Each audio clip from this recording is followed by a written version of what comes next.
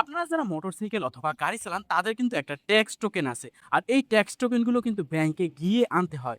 মজার ব্যাপার হচ্ছে এখন বর্তমানে এই ট্যাক্স টোকেনগুলো খুব সহজে অনলাইন থেকে আমরা ডাউনলোড করে নিতে পারবো এবং সেগুলো ব্যবহার করতে পারবো। তো যাই হোক, আজকে এই ভিডিওতে আমি আপনাদের দেখাবো কিভাবে আপনারা অনলাইন থেকে খুব সহজে আপনাদের ট্যাক্স টোকেনটা ডাউনলোড করবেন। তো ট্যাক্স টোকেন ডাউনলোড করার জন্য সরাসরি আমি চলে যাব ক্রোম ব্রাউজারে।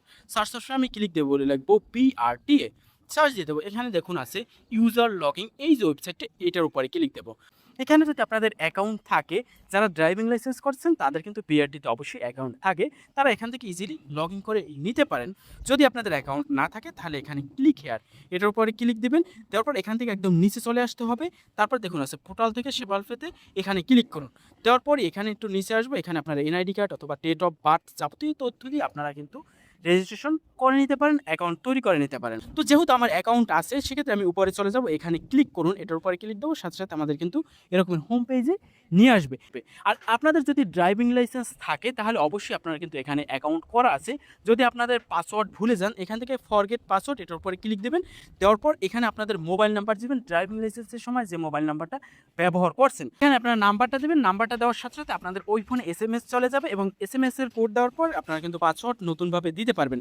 যাই হোক, এখন আমি আমার অ্যাকাউন্টটা লগ ইন করে নেব। সেক্ষেত্রে নিচ থেকে ক্লিক হেয়ার, এটার উপরে ক্লিক দেবো, আবার পুনরায় হোমে চলে আসবে। এখান থেকে আমাদের মোবাইল নাম্বার এবং পাসওয়ার্ড দিয়ে দেবো। তারপর নিচ থেকে যে ক্যাপচার কোডটি আছে এটা দেখে দেখে এখানে সিকিউরিটি কোডের জায়গায় লিখে দেবো। লেখার পর পাশে যে লগ ইন আছে এটার উপর ক্লিক দেবো। দেওয়ার সাথে সাথে আমাদের কিন্তু অ্যাকাউন্টটা লগ ইন হয়ে যাবে।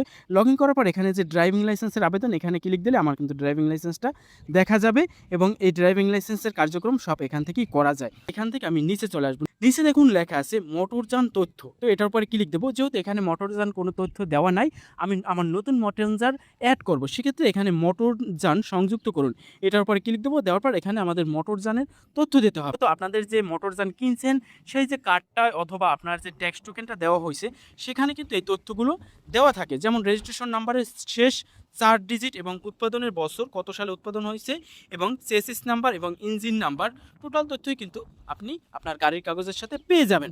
তো এই যাবতীয় তথ্য দেওয়ার পর আপনি অনুসন্ধানের উপরে ক্লিক দেবেন। তো দেওয়ার সাথে সাথে দেখুন নিচে কিন্তু আমার গাড়ির তথ্য চলে আসছে। দেখুন কোথায় গাড়ি, একদম A to Z চেক করে নেবেন এটা গাড়ির তথ্যটা।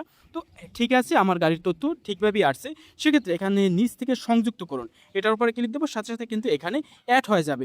এখন আবার পুনরায় একটু নিচে চলে যাব, মোটরযানের তথ্য এখানে ক্লিক দেবো। দেওয়ার সাথে দেখুন এখন কিন্তু আমার গাড়িটার নামটাও চলে আসছে, যাবতীয় তথ্য চলে আসছে। পাশে টান দিলেই দেখা যাবে ট্যাক্স টোকেন সার্টিফিকেট, তো এখানে ক্লিক দিলে কিন্তু ট্যাক্স টোকেনের সার্টিফিকেটটা আমরা ডাউনলোড করতে পারবো ইজিলি। এছাড়াও যদি আমরা পাশে টান দিই, পাশে টান দেওয়ালে আরও কিন্তু রেজিস্ট্রেশন এগুলো আমরা কিন্তু ডাউনলোড করতে পারবো। তারপর ট্রাস্টি বোর্ড সার্টিফিকেট এগুলো ডাউনলোড করতে পারবো। মূলত আমি আমার ট্যাক্স টোকেনটা এবং সার্টিফিকেটটা ডাউনলোড করতে পারবো না, কারণ আমার গাড়িটা নতুন কিছুদিন আগে কিনছি, এখনও বায়োমেট্রিক্স হয় নাই, এই জন্য আমি পারবো না। কিন্তু এখানে আমি ট্রাস্টি বোর্ড সার্টিফিকেটটা ডাউনলোড করতে পারবো। সেক্ষেত্রে এটার উপর ক্লিক দিলে দেখা যাবে এখানে আমার গাড়ির যাবতীয় তথ্য এবং আমার ট্রাস্টি বোর্ডের যে সার্টিফিকেটটা সেটা কিন্তু এখানে দেখতে পাইতেছি। তো এভাবে আপনারা ইজিলি কিন্তু এখান থেকে ডাউনলোড করে নিতে পারেন। ট্যাক্স টোকেনের পাশাপাশি এখান থেকে আপনাদের ট্যাক্স টোকেনের যদি ম্যাচ শেষ হয়ে যায় তাহলে কিন্তু আপনারা অনলাইন থেকেই পেমেন্ট করে দিতে পারেন এবং আপনার বাসায় এসে ট্যাক্স টোকেনটা দিয়ে যাবে। সেটা আমি পরবর্তী ভিডিওতে দেখাবো। তারপরেও যদি আপনাদের এই ভিডিওটা বুঝতে যদি কোনো সমস্যা থাকে তাহলে সরাসরি আমার কমেন্ট সেকশনে কমেন্ট করতে পারেন।